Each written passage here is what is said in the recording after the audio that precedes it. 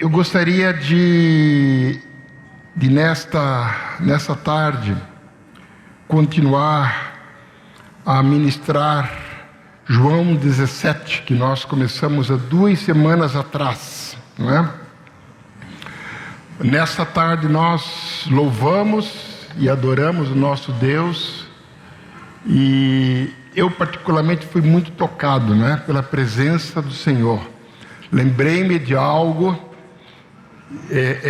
que foi escrito por Oswald Sanders no seu livro O Incomparável Cristo. Logo na introdução ele diz que num encontro de homens, alguém perguntou assim: e se uma pessoa ilustre, muito importante, entrasse aqui, qual seria a nossa postura?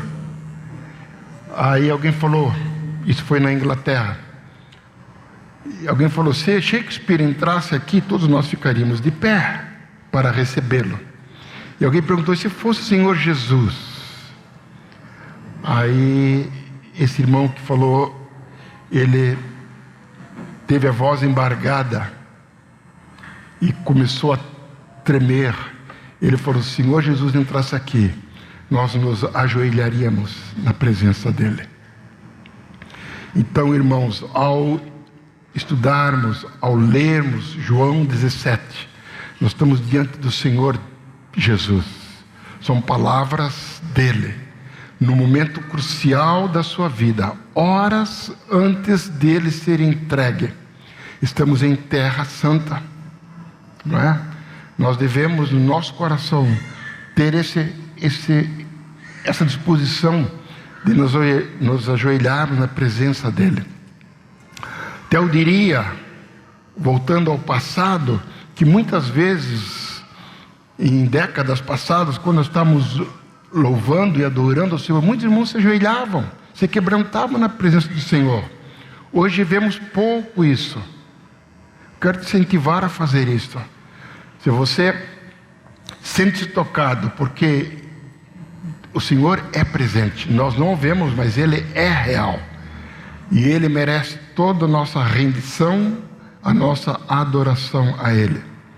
Então, abrindo as nossas Bíblias em João 17, lembro rapidamente o que eu comentei, o que nós vimos no último encontro, que João 13 a 17 ocorreu na noite que antecedeu a morte do Senhor Jesus.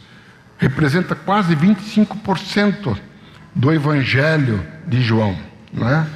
E no capítulo 14, no final, deixe-me ver isto, 14 diz, Jesus diz assim, levantai-vos, vamos-nos daqui. A última frase do último versículo do capítulo 14. Jesus estava até então com seus discípulos no cenáculo. Ele saiu dali, desceu um monte das oliveiras, foi para o Getsemane, e do Getsemane ele então foi traído e foi levado, e aí ocorreu o que nós sabemos, não é? Seu julgamento injusto e a sua condenação, sua crucificação e depois sepultamento. Então aqui em João 17, Jesus está fazendo uma oração.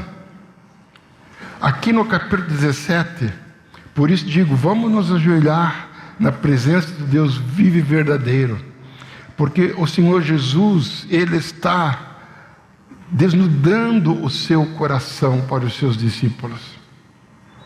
Talvez no tempo em que Jesus tinha com o Pai no monte, Ele orava algo parecido com isso, não exatamente isso, mas na sua relação íntima com o Pai. Mas agora, na última noite, Ele o faz na presença dos seus discípulos. Então nós podemos sentir o pulsar do coração de Jesus, suas emoções, sua vontade e a sua intercessão, apesar dele saber que ele estaria sendo entregue logo mais. Toda a sua oração, basicamente toda ela, é voltada para os seus discípulos e para aqueles que no decorrer dos séculos seriam ganhos, seriam resgatados da sua vã maneira de viver. Dentre eles, você e eu, 2000 anos depois. Então nós vimos que de João 17, 1 a 5, Jesus ora por si e no seu relacionamento com o Pai. Do 6 ao 19 para os seus discípulos, que queremos ver hoje. E do 20 ao 26, Jesus ora para aqueles que viriam a crer no seu nome, fruto do trabalho da evangelização, fruto da sua vida, através do seu Espírito nos seus discípulos. Então vimos que a palavra ou a expressão chegada a hora, que nós já encontramos no versículo 1 do capítulo 17, Pai, é chegado a hora. No Evangelho de João, não é chegado ainda a minha hora, ou é chegada a hora. João, ele apresenta várias vezes, como que mapeando ou marcando eventos ou momentos na vida de Jesus. Aqui no final, no capítulo 12, 13 e 17, Jesus diz: é chegado a minha hora.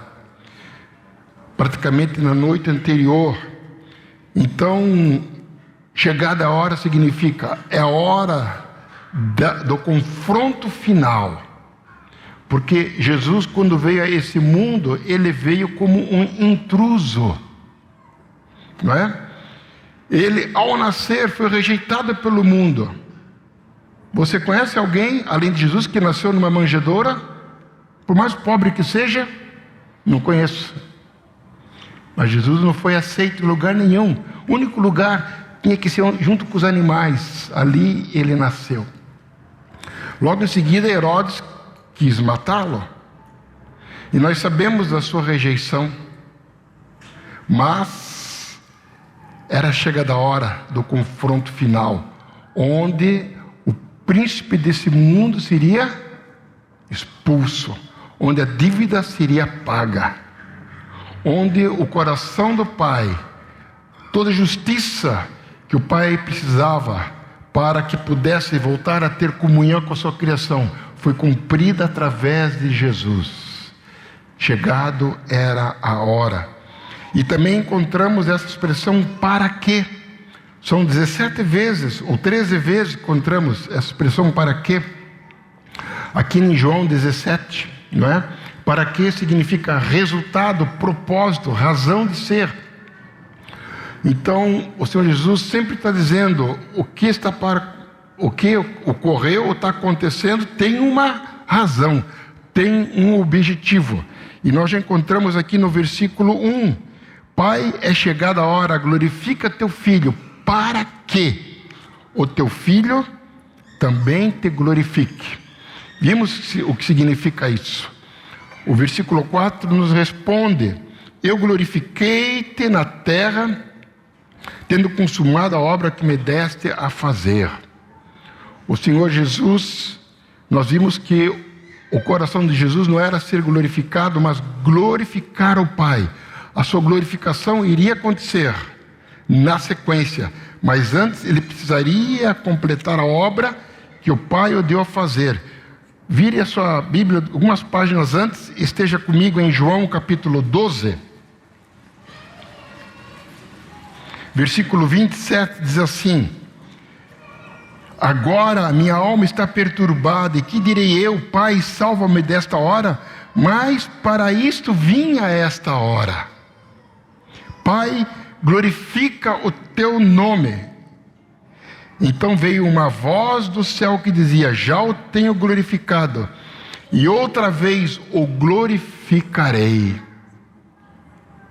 Ora, a multidão que ali estava e que o vira dizia que havia sido um trovão. Outros diziam: um anjo lhe falou. Jesus respondeu: não veio essa voz por amor de mim, mas por amor de vós. O Pai disse que ele já tinha sido glorificado e ele seria glorificado, não é? Comentei no último encontro que O irmão Dake, na sua Bíblia de estudo, diz que está relacionado com o confronto do Senhor Jesus no deserto, onde o inimigo foi derrotado. Ali houve um confronto direto. 40 dias, depois de 40 dias, Jesus teve fome. O inimigo veio tentá-lo. E ali o Senhor permaneceu firme e o derrotou. E o Pai seria glorificado com a morte de Jesus. Pai, se possível, afasta de mim esse cálice, mas não seja feita a minha vontade, mas a tua. A vontade do Pai era moê-lo, não é? Tanto é verdade que no versículo 31, lemos até o versículo 30 de João 12, 31 diz: agora é o juízo desse mundo. Agora será expulso o príncipe desse mundo. Percebeu? Quando Jesus fosse levantado do madeiro, traria muitos assim, e o inimigo seria derrotado. E o Pai seria glorificado de que maneira? O versículo 2 e 3 de João 17, voltemos para João 17, fala-nos que o Pai será glorificado, podendo conceder à sua criação, novamente aquilo que estava desde o princípio no seu coração. Deus não fez o homem para morrer. Deus fez o homem para ter vida. Alguns irmãos responderam: Deus fez o homem para ter vida eterna. Mas nós estávamos mortos eternamente. A palavra de Deus nos disse, é tremendo, você sabe, e Ele nos vivificou, nos deu vida quando estávamos mortos em nossos delitos e pecados. Andávamos segundo o curso desse mundo, fazendo a vontade da carne e dos pensamentos, dirigidos pelo príncipe desse mundo. Éramos, por natureza, filhos do diabo.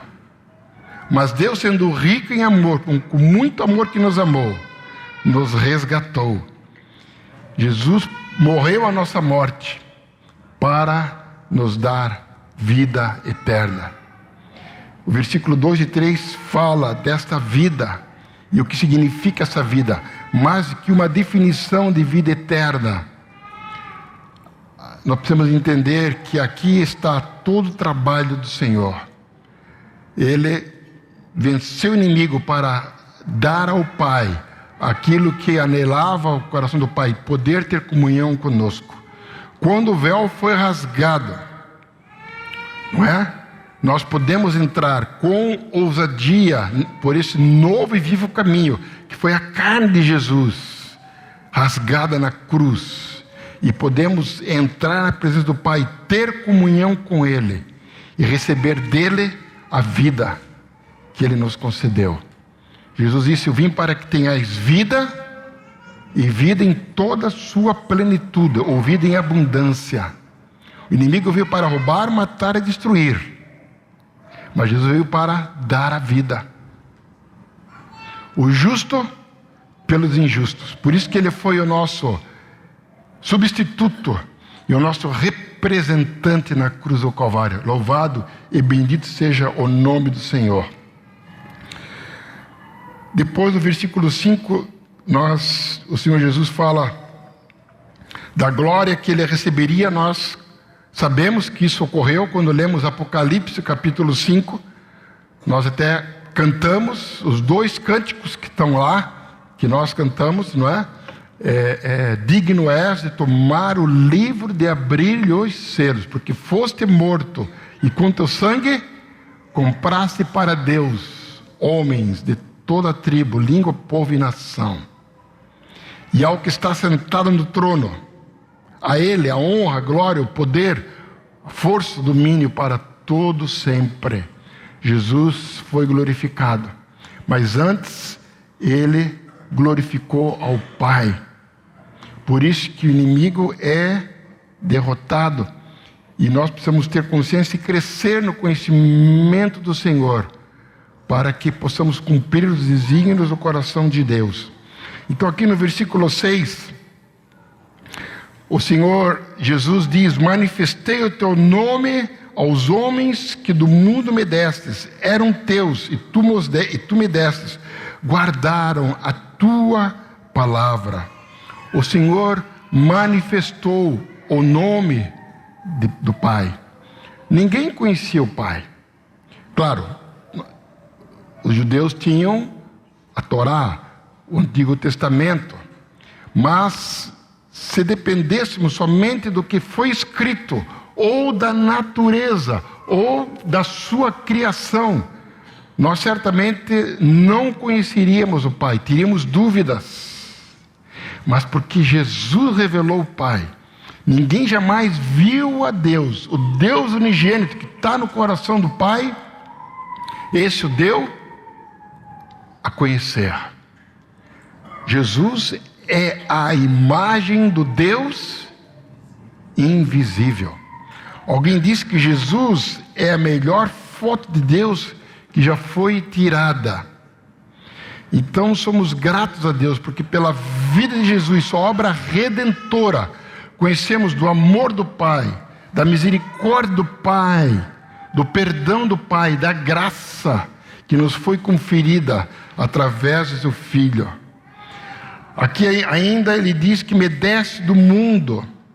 Essa é uma questão importante. Aqueles discípulos, porque aqui está se referindo aos discípulos que estavam com ele, né? Ali os 11 que estavam com ele. Esses discípulos foram tirados do mundo, como você e eu somos tirados do mundo. O Senhor Jesus depois ele vai enfatizar isso várias vezes, que nós estamos, mas nós não somos do mundo.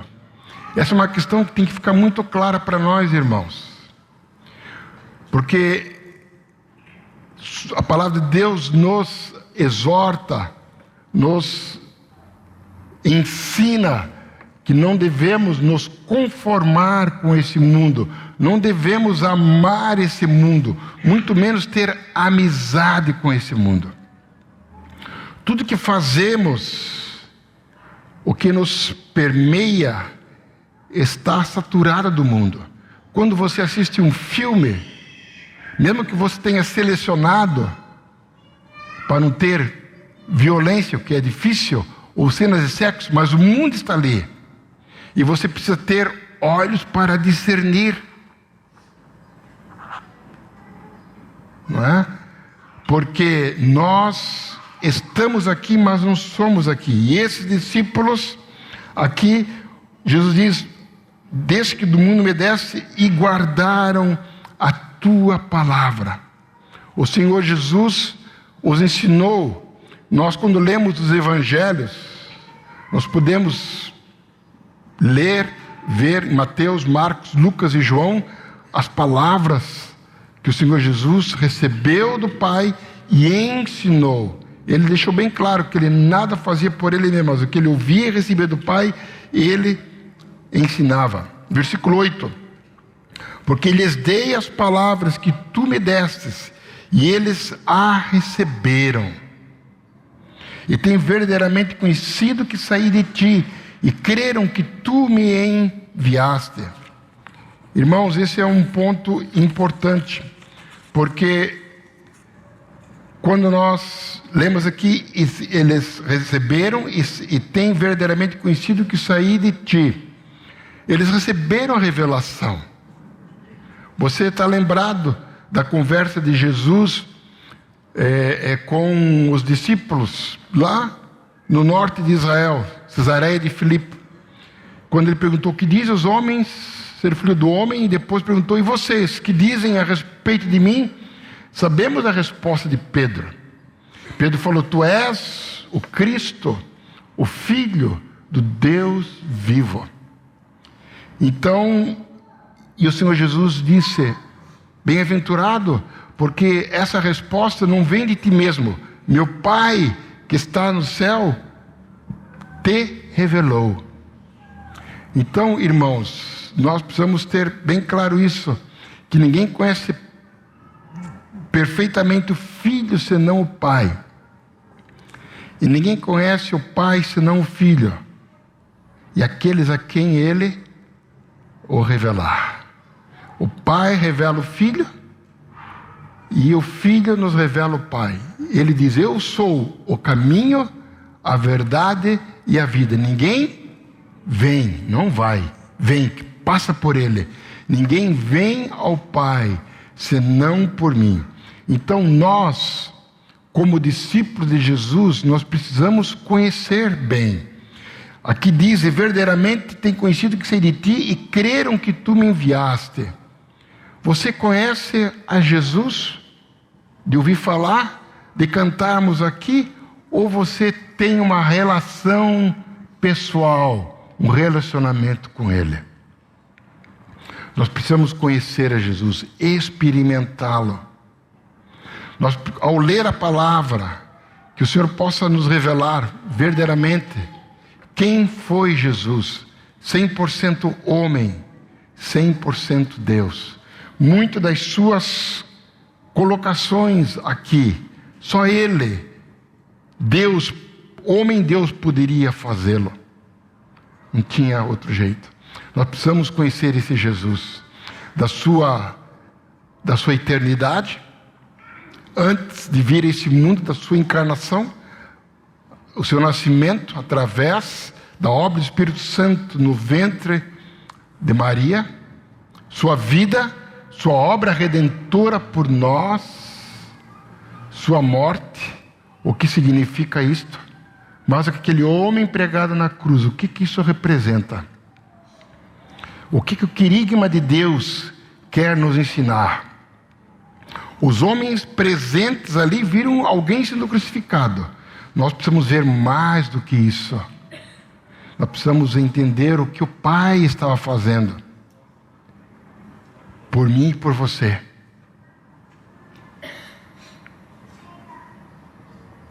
Louvado seja o nome do Senhor. Eu quero te indicar um livro que eu li, que é muito precioso. Jesus Cristo, homem. Considerações teológicas sobre a humanidade de Jesus. Normalmente, quando pensamos ou falamos de Jesus, o consideramos como Filho de Deus. Ele é, mas como Deus. E Ele é. Mas tudo que Ele passou, inclusive nesse momento aqui, era como homem. E na cruz do Calvário, Ele sofreu como homem. Os anjos não estavam entendendo o que estava acontecendo. Os anjos estavam esperando por uma palavra de Jesus. Mas Ele falou: não, Pai preparou esse cálice para mim e eu vou tomar. Jesus aprendeu obediência pelo que sofreu. Ele aprendeu obediência como homem. Ele foi formado como homem. Então, esse livro, escrito por Bruce Ware, é muito precioso no sentido de você amar mais o Senhor, entender o seu coração, da sua humanidade, dos seus feitos por nós. E ele diz aqui no versículo 9: eu rogo por eles, não rogo pelo mundo, mas por aqueles que me deste, porque são teus. E todas as minhas coisas são tuas, e as tuas coisas são minhas, e neles sou glorificado. Aqui o Senhor começa a nos dizer que Ele e o Pai são um em essência. Todas as suas possessões pertencem a eles. Mas Ele diz algo aqui tremendo demais, que neles, naqueles 11 homens, Ele era glorificado. Como o Senhor Jesus poderia dizer isto daqueles 11 homens, né? Falhos, cheios de ciúme e com problemas? Mas Jesus não estava vendo com olhos naturais, está vendo a obra que seria feita na vida deles. É assim que Deus olha para mim e para você, irmão. Porque não somos melhor que Pedro, não é? Mas Jesus, Ele olha no fundo do nosso coração e Ele consegue ver a verdade que há lá.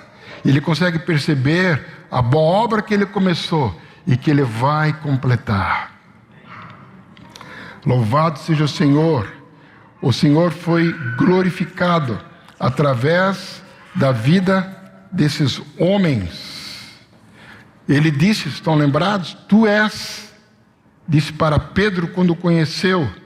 Ali ele teve uma palavra profética para Pedro: tu és Simão, filho de Barjonas, mas tu serás Pedro.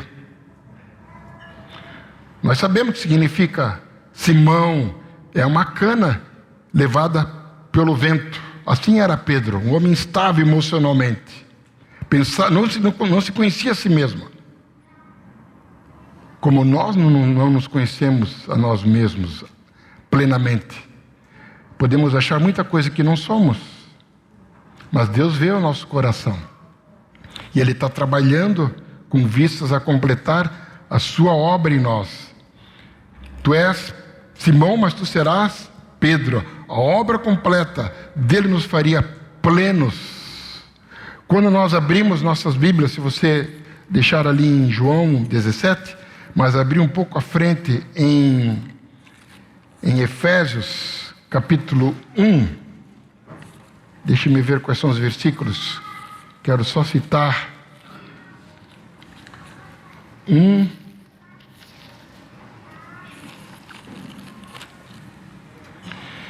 Versículo 12 diz: com o fim de sermos para o louvor da sua glória.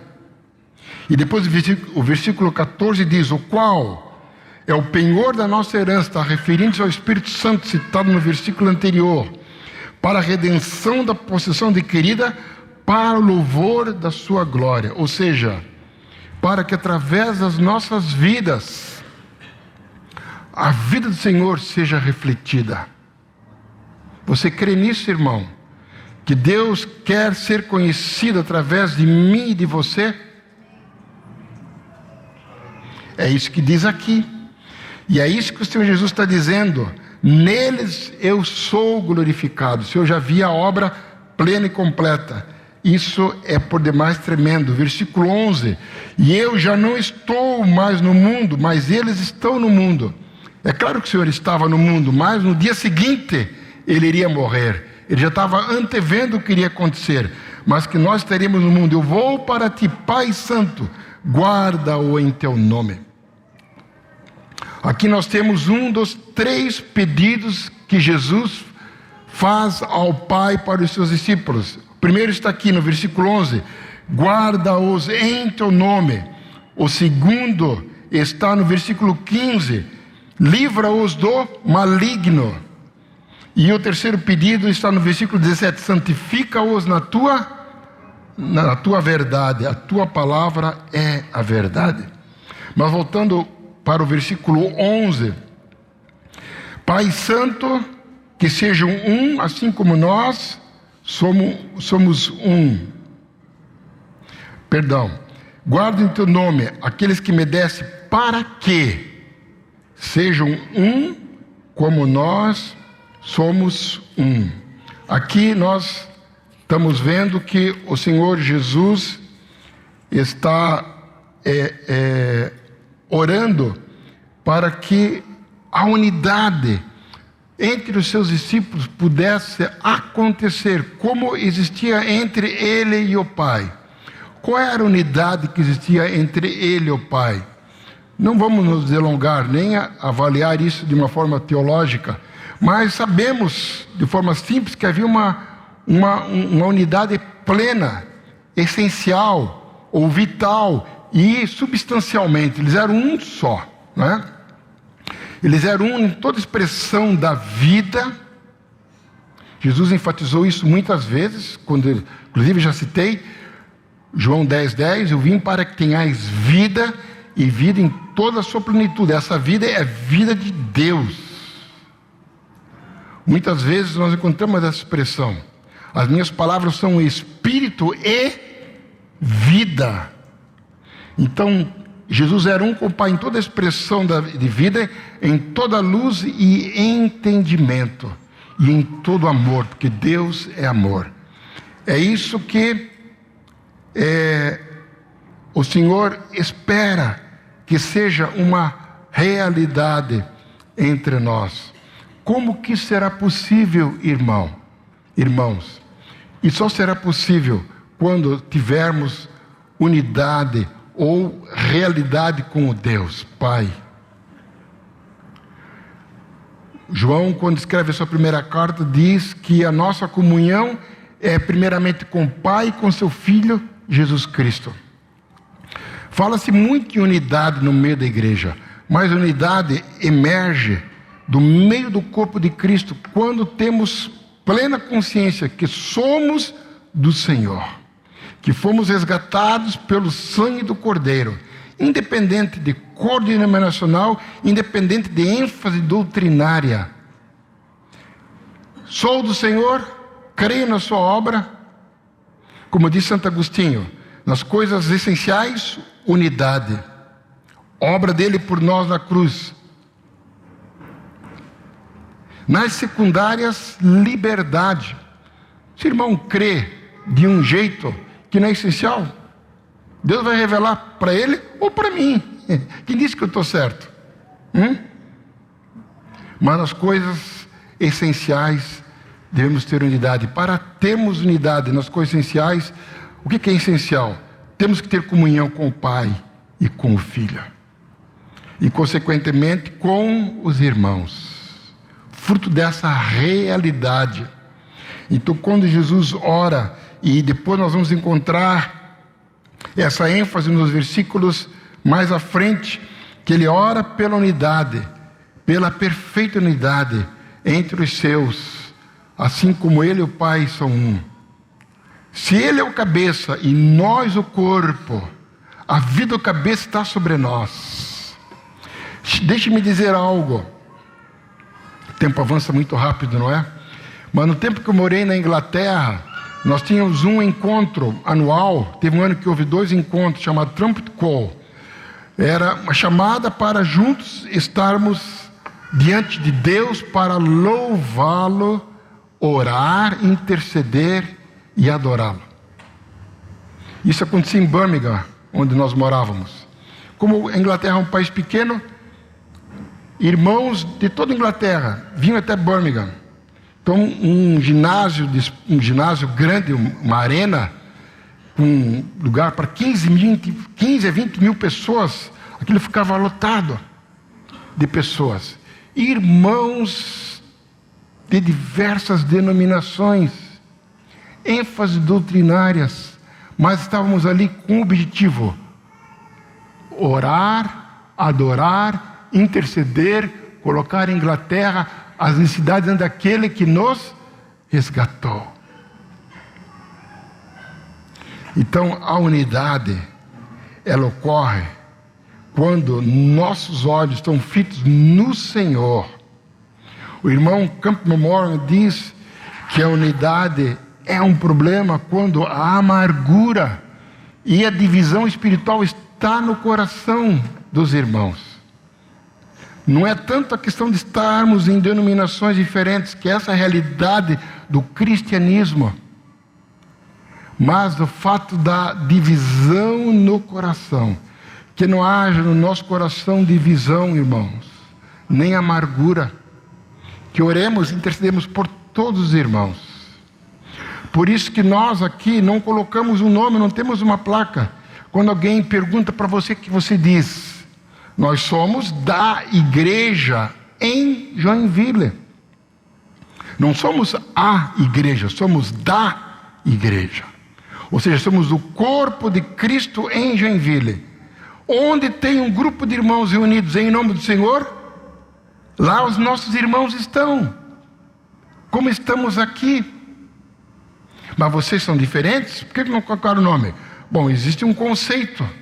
Mas quando nós lemos as Escrituras Sagradas, nós não encontramos nome dado para a igreja de Éfeso, nome dado para a igreja de Filipos, nome dado para a igreja de Colossos. Era a igreja que se une naquela cidade. Por isso nós somos parte da igreja. Quando eu perguntar para você, irmão, qual é a sua igreja? Não diga que você é do galpão. Porque você não é do galpão. Você se reúne no galpão. Você é de Jesus. Amém, Adilson. Nós somos de Jesus. Nos reunimos no galpão, nos reunimos nas casas, onde 2 ou 3 estão reunidos no nome do Senhor. Então, irmãos, esse é o coração do Senhor Jesus. Versículo 12: estando eu com eles no mundo, guardava-os em teu nome. E o Senhor os guardou, assim como você, pai, guarda o seu filho. Como é que você guarda o seu filho? Nós que já somos crescidos, temos netos, né? Mas nós lembramos como nós guardávamos os nossos filhos. Educávamos, trazíamos a palavra de Deus, trazíamos ensino, cuidado, atenção. Isso que o Senhor fez com os seus discípulos. Quando nós lemos os evangelhos, nós percebemos os ensinos de Jesus concernentes ao reino de Deus, concernente ao mundo e suas sutilezas, concernente ao inimigo e a sua bajulação para nos enganar, nos enredar. O Senhor trouxe ensino para eles. Ele disse que os guardou no seu nome, senão o filho da perdição, para que a Escritura se cumprisse. E aqui eu quero falar um pouquinho, até quero ler para não me perder, sobre Judas, porque ele diz aqui, tenho guardado aquele que tu me deste, nenhum deles se perdeu, senão o filho da perdição, para que a Escritura se cumprisse. Sabemos que o filho da perdição aqui é Judas Iscariotes. Havia um outro Judas, discípulo de Jesus, mas quem o traiu foi esse que eu estou falando para vocês. Por que Jesus comentou aqui? Talvez para que os seus discípulos tivessem um vislumbre da sua presciência e assim ficassem mais convencidos da sua deidade. Jesus sabia exatamente quem o iria trair. Ele já tinha falado antes, quando lemos as Escrituras, o Novo Testamento. Nós vemos isso, a última colocação dele está em João capítulo 12, não vamos ler por uma questão de tempo, mas João 13, perdão. Ele diz, nem todos vós estáis limpos. Estão lembrados? Na noite do lava-pés. E a Escritura diz o seguinte, porque ele sabia quem o iria trair. Então isso não era novidade para Jesus. Deus nunca pegou de surpresa. Deus sempre tem última palavra, sempre tem último lance. Bendito seja o nome do Senhor. Alguém perguntou, bom, deixa eu continuar antes de fazer essa colocação. Outro motivo provável que Jesus fez essa colocação, para que os seus discípulos pudessem entender mais claramente a autoridade e o alcance das Escrituras. O engano de Judas foi profetizado nos Salmos 41:9, no Salmo 109, versículo 8 a 13. Jesus está dizendo, os profetas viram que estava para acontecer há séculos atrás. E Judas, filho da perdição, vai cumprir suas profecias. Judas foi infelizmente enganado e manipulado pelas mentiras de Satanás, pois seu coração não era reto para com Deus. Esse é o ponto, irmão. Ele não foi vítima. Ninguém é vítima. Todos somos responsáveis pelas nossas ações. Ele era um homem de dúbio caráter. Nas Escrituras diz que ele era um ladrão. Seus roubos não era algo feito no calor do momento, era premeditado. O fato de Jesus chamá-lo de diabo, está lá em João 6,70, indica que Jesus era direcionado pelo diabo, cegado por ele. Judas era direcionado pelo diabo, cegado por ele, interiormente controlado e motivado por ele, não podendo ver a verdade. Judas andou com Jesus dia após dia, ouviu seus ensinos, ouviu as mais maravilhosas verdades de seus lábios, viu os milagres, mas ele nunca os compreendeu ou entrou nele. Se você prestar atenção, quanto ensino Jesus trouxe sobre o dinheiro? Quanto ensino! Os irmãos que dão curso de finanças sabem disso, não é? Quantos ensinos Jesus trouxe sobre dinheiro? É óbvio que ele queria que Judas pudesse receber aquela palavra e mudasse.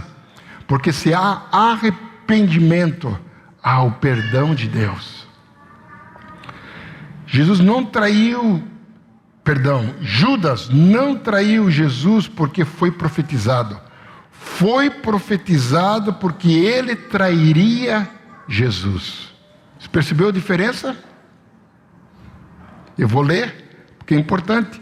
Muitos pensam erradamente. Judas foi um coitado. Alguém precisava trair Jesus. Não é assim. Não é assim. Foi profetizado porque ele faria. Não ele fez porque foi profetizado. A verdade é que a traição de Judas cumpriu o propósito divino, que finalmente pôs Jesus na cruz. Porque Deus tem o controle sobre tudo e sobre todas as coisas. O irmão Silvin Rios, num de seus devocionais, ele pergunta: quem entregou Jesus para morrer? Ele faz a pergunta, ali estudando Isaías 53. Quem entregou Jesus para morrer? Não foi, ele diz assim, não foi Judas por dinheiro, nem foi Pilatos por medo, ou os judeus por ciúme. Foi Deus por amor a nós. Não é tremendo isso, irmãos? Porque Jesus disse: o Pai me deu autoridade para reter a minha vida ou me entregar. Eu vou. Estão lembrados que nós consideramos no último encontro, no Monte da Transfiguração? Ele estava pronto para subir aos céus, mas ele teve o firme propósito de ir para Jerusalém e cumprir os desígnios do coração de Deus. Então deixe-me colocar o seguinte, que também é importante: a maldade dos homens não anula os propósitos divinos, nem a soberania de Deus isenta os homens de sua responsabilidade.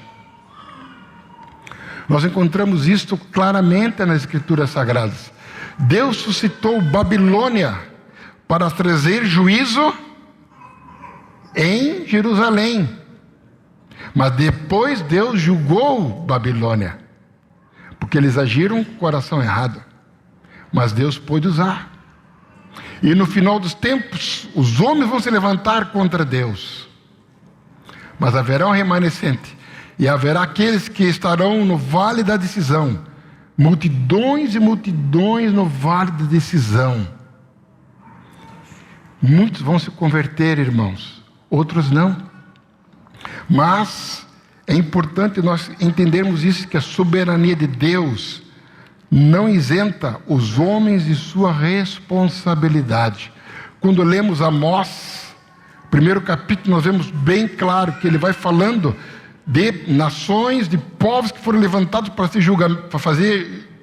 fazerem julgamento para outros, mas depois eles foram julgados por Deus. Ninguém é marionete na mão de Deus. Agimos segundo a inclinação do nosso coração. O teu coração se inclina para onde? Para onde se inclinava o coração de Faraó? Para onde se inclina o coração dos filhos de Deus? O bom homem e o mau homem. O bom homem, do tesouro do seu coração, ele tira boas coisas. O mau homem, do mau tesouro do seu coração, ele tira mal. Por isso que a palavra da pregação está aí. Deus amou, essa é a colocação que não devemos esquecer jamais. Deus amou o mundo de tal maneira que deu seu Filho unigênito, estamos considerando isso aqui, para que todo aquele que nele crê, não, mas tenha a vida eterna. Então, se cremos em Jesus, teremos vida eterna. A luz brilhou sobre os homens, mas os homens amaram mais as trevas do que a luz, porque suas obras eram más. E vemos isso nos dias de hoje. Os homens têm rejeitado a Deus. O homem tem feito para si mesmo Deus. É o humanismo que tem crescido no Ocidente e vai crescer mais ainda. Mas nós somos chamados para ter uma vida de dependência. Irmãos, meu tempo acabou, eu estou no versículo 13. Mas agora vou para ti e digo isso no mundo para que tenha a minha alegria completa em si mesmo. Irmãos, que coisa tremenda. Esse versículo, a alegria completa neles mesmos. Você tem a alegria do Senhor. Amém. Irmãos, mesmo que nesse mundo nós passamos por lutas e dificuldades, nós sabemos em quem temos crido, sabemos do futuro que nos espera, sabemos da vida eterna que temos em Cristo Jesus, que já começa aqui, não depois, aqui. Então nós podemos, quando temos comunhão com o Senhor, temos essa vida plena e completa. Eu quero acelerar para concluir pelo menos a primeira parte aqui. Dê-lhes a tua palavra, e o mundo odiou, porque não são do mundo, assim como eu não sou do mundo. O mundo os odiou. Veja comigo em João capítulo 15.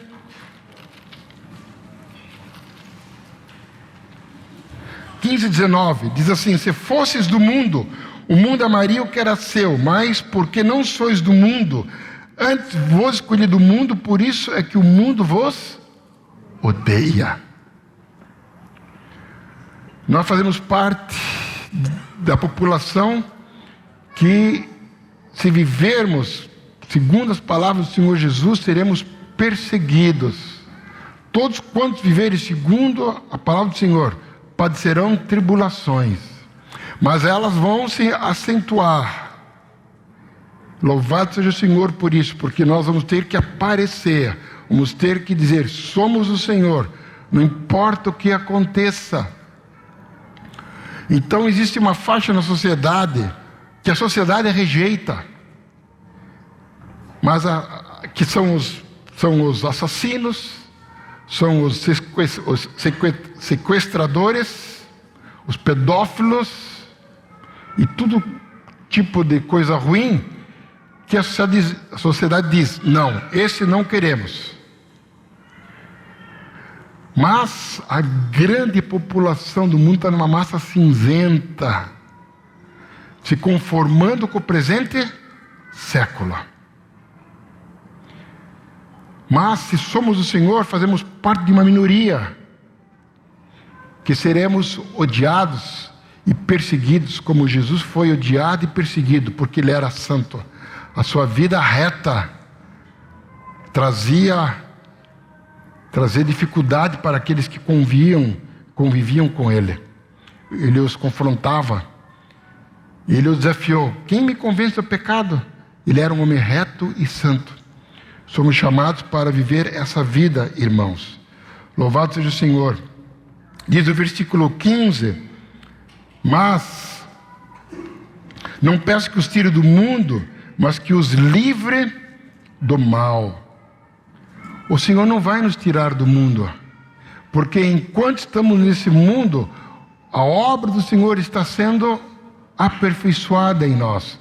Quando nós recebemos o Senhor, o nosso espírito é santificado, mas nossa alma precisa ser trabalhada, que é o processo de santificação.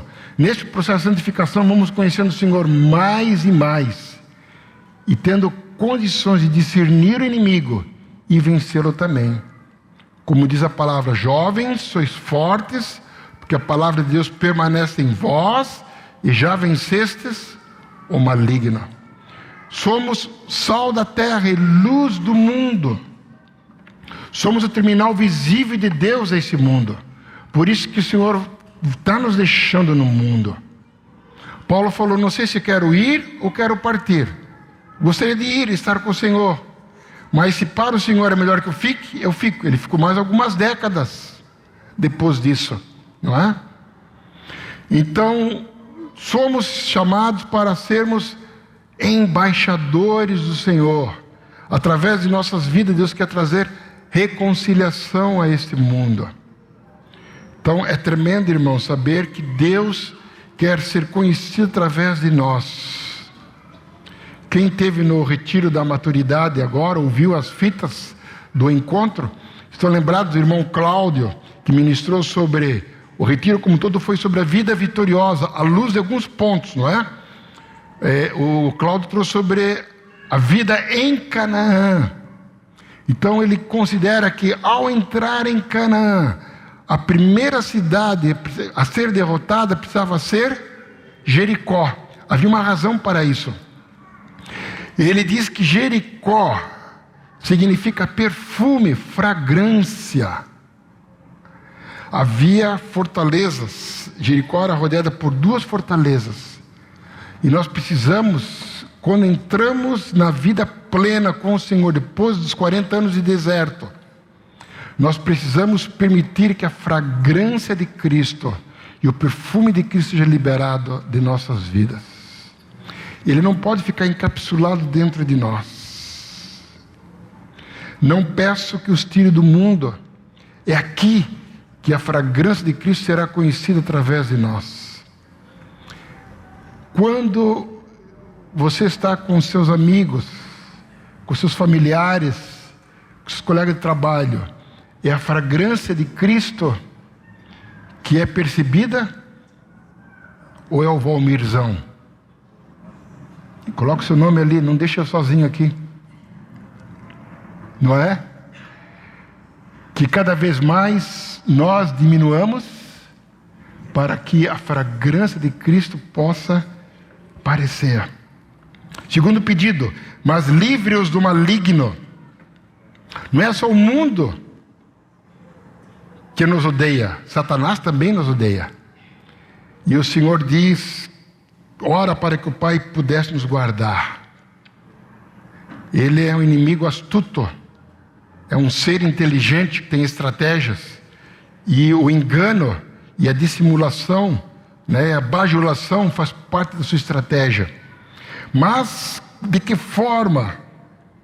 Quero talvez terminar por aqui. Nós seríamos guardados do mundo e seríamos guardados do maligno, e seríamos guardados pelo Pai. Pelo que está no versículo 17: santifica-os na tua verdade, a tua palavra é a verdade. Irmãos, a palavra de Deus é o meio pelo qual ocorre a santificação. O Senhor Jesus disse que Cristo amou a igreja, entregando-se por ela para santificar, tendo-a lavado pela lavagem da água pela palavra, para apresentá-la a si, para apresentar a si mesmo igreja perfeita, sem mancha, sem mácula, sem coisa alguma, mas santa e irrepreensível. Eu gostaria que lêssemos o que está no Salmo de número 43, deixa o dedinho ali, Salmo 43.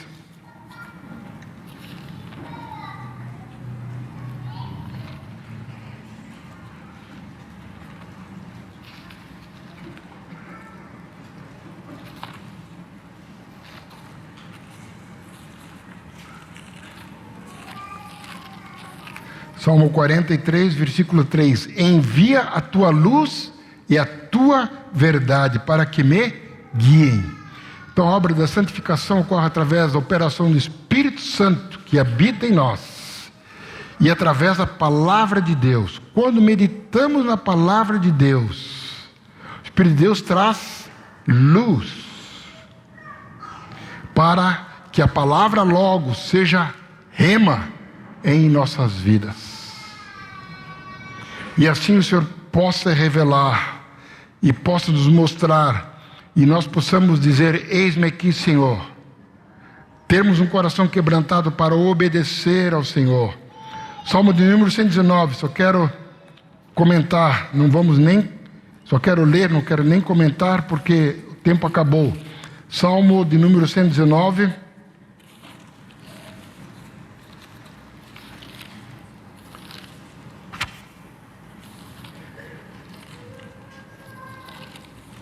Versículo 9, diz: como purificará o jovem o seu caminho?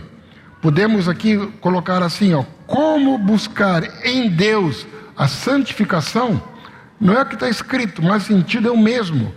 Como buscar em Deus santificação? Ali diz, versículo 10. Bom, versículo 9 ainda tem a resposta: observando conforme a tua palavra.